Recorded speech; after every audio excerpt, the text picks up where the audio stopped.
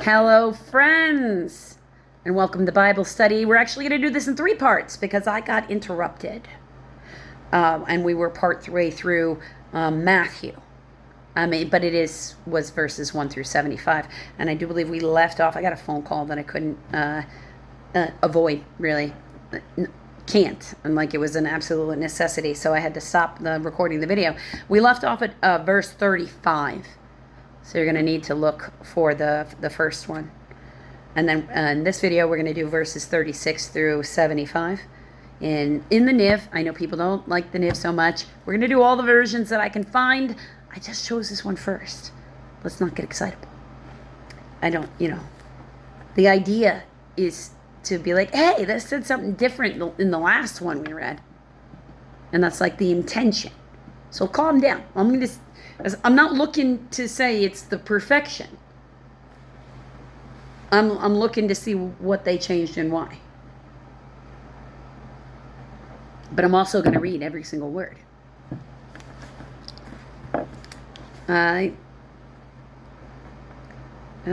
Gethsemane.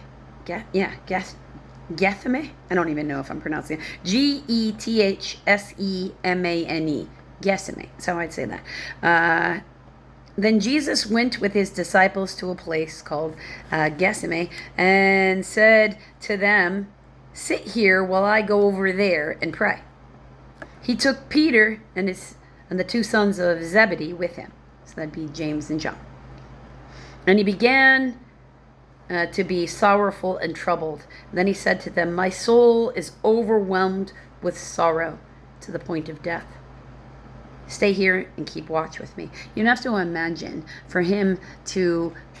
in order for him to be the forgiver of all the sins have to overtake him, right? Imagine what that would feel like in here, pulling in all of those very disgustingly gross human desires that we know are sins from everywhere, all over the world.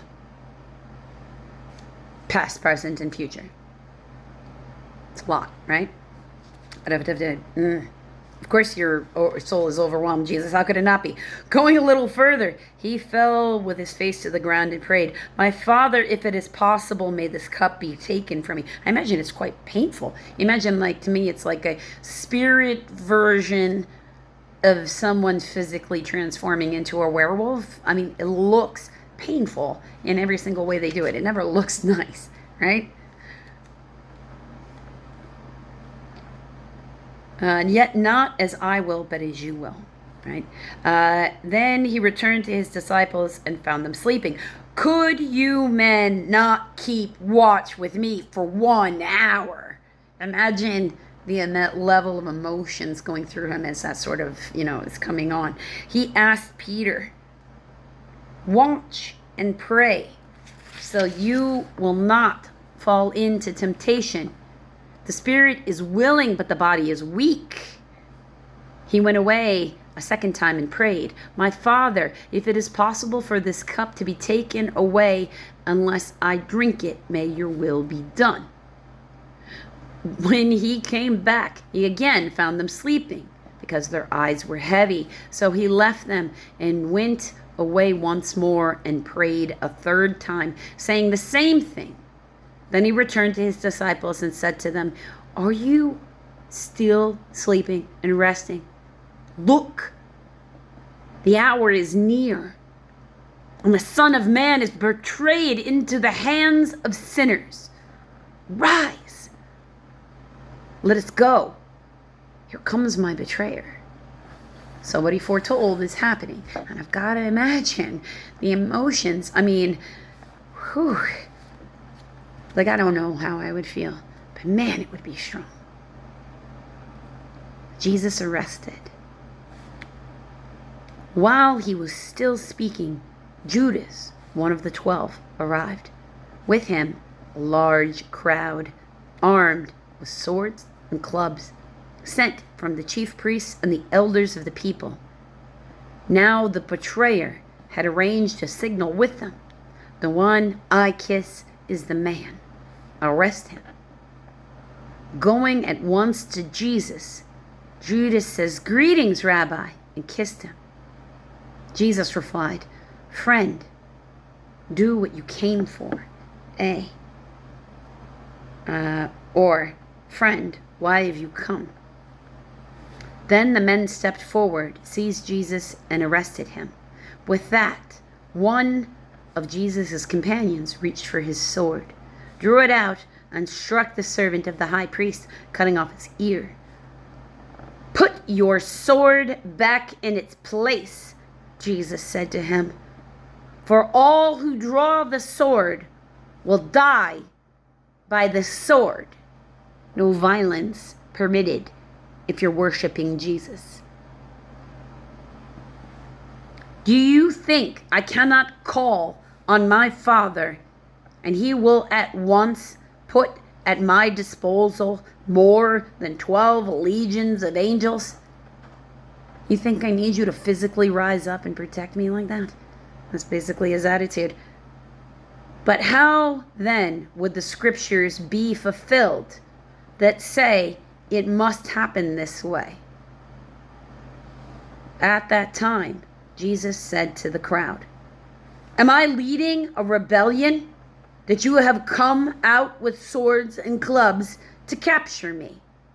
Every day I sat in the temple courts teaching, and you did not arrest me. But this has all taken place that the writings of the prophets might be fulfilled." Then all the disciples deserted him and fled. And they all ran.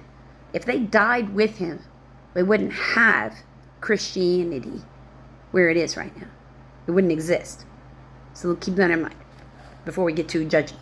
Before the Sanhedrin, verse 57. Those who had arrested Jesus took him to Caiaphas, the high priest, where the teachers of the law and the elders had assembled. But Peter followed him at a distance, right up to the courtyard of the high priest. He entered and sat down with the guards to see the outcome. The chief priests and the whole Sanhedrin were looking for false evidence against Jesus so they could put him to death. But they could not find any, though many false witnesses came forward. Finally, two came forward and declared, "This fellow said, I am able to destroy the temple of God and rebuild it in 3 days." Then the high priest stood up and said to Jesus, "Are you not going to answer? What is this testimony that these men are bringing against you?" But Jesus remained silent. Some things don't deserve an answer. Some things don't deserve your energy. The high priest said to him, "I charge you under oath by the living God. Tell us if you are the Christ, or Messiah, the Son of God." It reappears in a few more verses. "Yes, it is as you say," Jesus replied.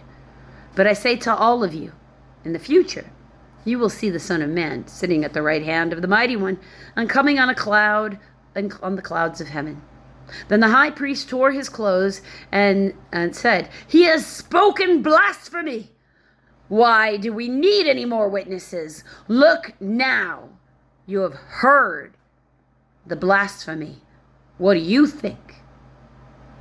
"He is worthy of death," they answered. Then they spit in his face and struck him with their fists. Others slapped him and said, "Prophesy to us, Christ. Who hit you?" So they want him to prove he can see who's doing anything and what's going on. Peter disowns Jesus. Now Peter was sitting in the courtyard, and a servant girl came to him. "You are also with Jesus of Galilee," she said, but he denied it before them. "I don't know what you're talking about." Because, he snuck in. He's trying to get information on what they're doing. That's verse 71. Then he went out to the gateway, where another girl saw him and said to the people there, "This fellow was with Jesus of Nazareth." He denied it again with an oath. "I don't know the man."